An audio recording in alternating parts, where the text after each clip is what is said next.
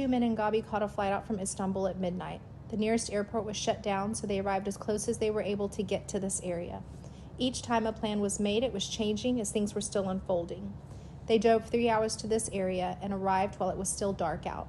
They saw a couple of buildings collapse, but it wasn't until the next day, when they awoke, they saw the utter destruction of the city surrounding them. Nothing could have prepared them for what they saw. A local fellowship said that they could sleep in their building. However, another earthquake hit the day they flew in, and the building was no longer safe to sleep in. Locally, people have rallied together to donate and help in response to the earthquakes that took place in southeast Turkey. 10 cities were greatly affected by these earthquakes.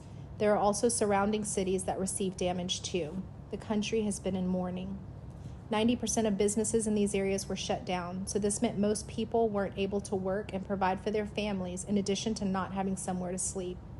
We reached out to our network to see if there were any people going out to the area, and were connected to a group that was building tiny homes for families. This is a prototype here in the location where all the wood is cut.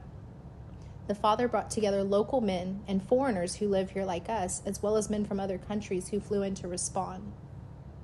So this is the building.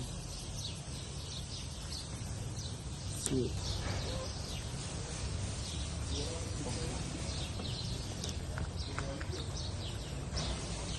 What they cut here and put it together. This gentleman is a brother who flew in from another country but regularly makes tiny homes. He brought a set of his plans and got to work. You can see the parts list for each home is still rough, literally on a piece of wood. Also, listen up, this guy has jokes. Like elephants in 5,000 years ago, people was drawing on the walls, but now this is the numbers. Where are these? This is very strange numbers, but it's on the way. During Gabi's time there, he was able to create a step-by-step video on how to assemble the tiny home for future groups who would come to help. Many groups are scheduled to arrive who do not have language. The hope is the video he created will assist them with getting started. You can see here the jigsaw end of each piece of wood. So the wood is cut in the factory and then loaded into the bed of a truck and taken to the site where the group will build the home. All the supplies needed were purchased locally in the areas affected. The beauty of this is it brings a glimmer of light and hope to a time that has been hopeless and dark for them. It helps the economy and is an opportunity to put their hands to work. Many of these shops have been closed as there isn't any business, but they were able to reopen the doors. We have been able to partner in helping others rebuild. Currently, people are living in tent cities, which are a short-term solution, but these individuals and families need a more long-term housing solution. These precious people went to sleep and woke up to devastation and loss. The area where Gabi was in is called Antakya, which, cool fact, is Antioch. Not only have people in this area lost their homes and possessions, but also family members, businesses, livelihoods. These hundreds of thousands of people have lived through the earthquake, yes, but they were not just impacted by the earthquakes when they happened, but rather will be rebuilding their lives for some time to come. I'm reminded of Matthew 7:24-25 that says, "Everyone then who hears these words of mine and does them will be like a wise man who built his house on the rock.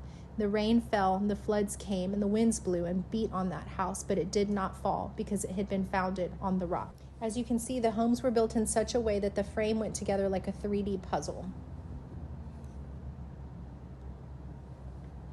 The home is assembled on the land where the family will reside. The men all work together to provide shelter for this sweet family. Here you can see the frame being put together. In a day, the house is going up. Coming together. So next, the other boards will go in here. The walls going up. They received the gift of a warm drink from the new owners of this home.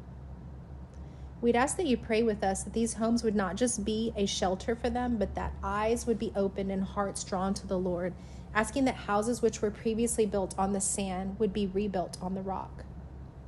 Now, as Gabi tried to make his way home, the rental company was not allowing rentals to leave the area, so they searched for flights, but none were available.